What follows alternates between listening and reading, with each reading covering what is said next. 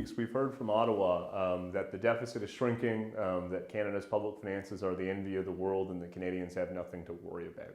There's some real truth to that. We've seen the deficit fall from an estimated $30 billion to about $20 billion in the current year, and lower deficits throughout the next couple of years.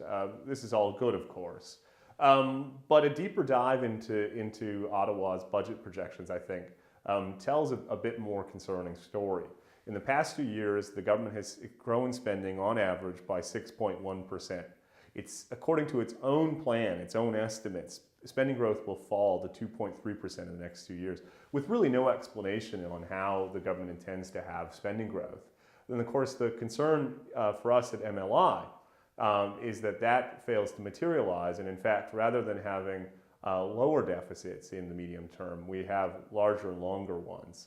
And that's how a short-term deficit of 3 years becomes a long-term deficit like we witnessed in the period from the 1970s through to the mid-90s when Canada hit a fiscal wall.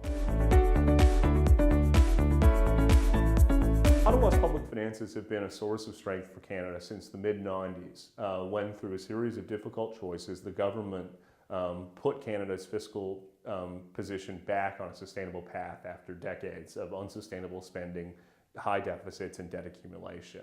The question for me is, how do we protect that comparative advantage?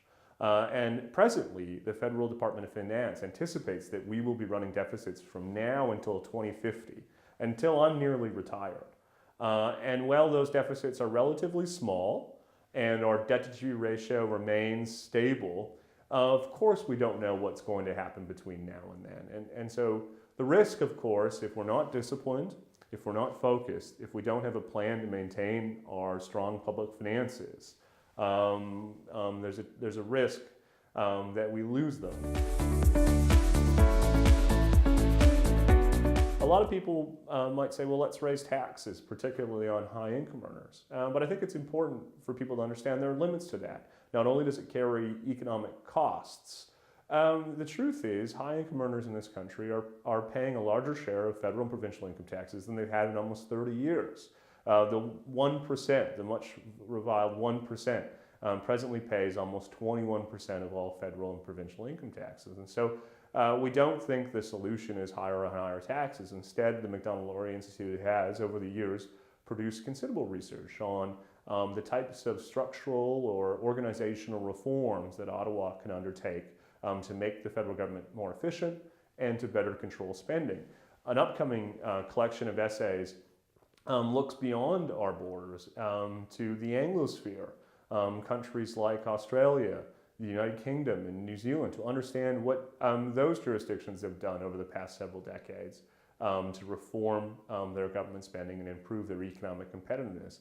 And that series sets out some key lessons that we think can not only help to shape a conversation in those countries, but also hopefully to shape one in Canada to ensure that our deficit remains under control and that our public finances remain a source of strength for Canada.